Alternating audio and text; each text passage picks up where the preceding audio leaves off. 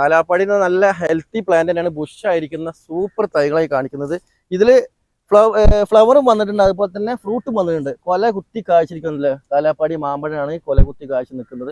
അത്യാവശ്യം നല്ല വലിയ കവറിൽ തന്നെ സെറ്റ് വെച്ചിട്ടുള്ള കടവണ്ണൊക്കെ ഉള്ള സൂപ്പർ തൈകൾ തന്നെയാണ് ഇത്. ഇത് നമ്മുടെ തങ്കയത്തിൽ അഗ്രോ ഫാമിലാണ്, മലപ്പുറം ജില്ലയിലാണ്. മലപ്പുറം ജില്ല പെരിന്തൽമണ്ണയിലാണ് ഈ ഫാം സ്ഥിതി ചെയ്യുന്നത്.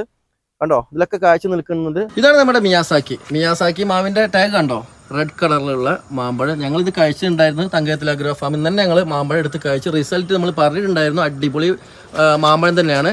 അപ്പോൾ അതിൻ്റെ മാമ്പഴത്തിൻ്റെ മരങ്ങളാണ് ഈ കാണുന്നതൊക്കെ. അത്യാവശ്യം നല്ല കടവണ്ണുള്ള വലിയ വലിയ മരങ്ങളാണ് ഈ കാണുന്നതൊക്കെ.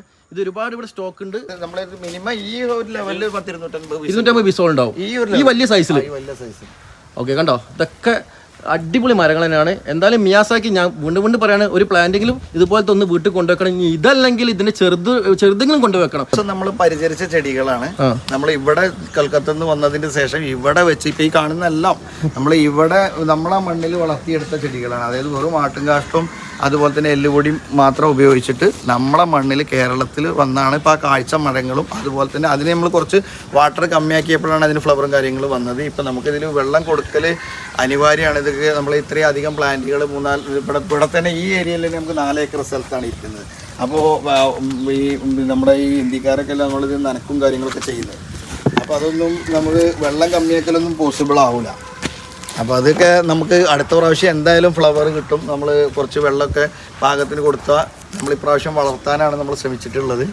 അപ്പോൾ തീർച്ചയായിട്ടും ആളുകൾക്ക് അത് അടുത്ത പ്രാവശ്യം ഫ്രൂട്ടും പിന്നെ നല്ലൊരു ഫ്രൂട്ടാണ്. നീ കഴിച്ചല്ല, കാരണം എല്ലാ രീതിയിലും പ്ലസ് പോയിന്റ് അല്ലാതെ മൈനസ് മാർക്ക് കൊടുക്കേണ്ട ഒരു കാര്യം. ഇതിന്റെ ടേസ്റ്റ് നല്ല നാരില്ലാത്ത മാഴം, നല്ല അകത്തും പുറത്തും നല്ല ആകർഷകമായ കളർ, അതുപോലെ തന്നെ പുഴുക്കേടില്ല, പിന്നെ പെട്ടെന്ന് മൂത്ത് പഴുക്കുന്ന. നീ കണ്ടല്ലോ, നമുക്കൊരു 9ഓളം വെറൈറ്റി നമുക്ക് ഒരേ സമയത്ത് പൂത്ത് മാങ്ങയതാണ്. നീ ഷൂട്ട് ചെയ്തതിന്റെ വീഡിയോ അതില് എല്ലാം ഇപ്പോഴും അവിടെ നിൽക്കുകയാണ്.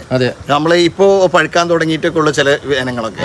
അതിന് പകരം ഒരു മാസം മുമ്പ് ഏതാണ്ട് ഒരു മാസവും 10 ദിവസമൊക്കെ മുമ്പ് ആയിട്ട് നമുക്ക് പഴുത്ത ഇതായിട്ട് നമുക്ക് ഇവിടെ സാധനങ്ങൾ കിട്ടി തുടങ്ങി. മിയാസാക്കിയൊക്കെ പോയതുകൊണ്ട് ഒരു 15 ദിവസത്തോളമായിട്ട് 20 ദിവസത്തോളമായി തീർന്നിട്ട് പഴുത്ത് കഴിഞ്ഞു പോയി. അപ്പൊ നേരത്തെ പഴുക്കുന്നുണ്ട്.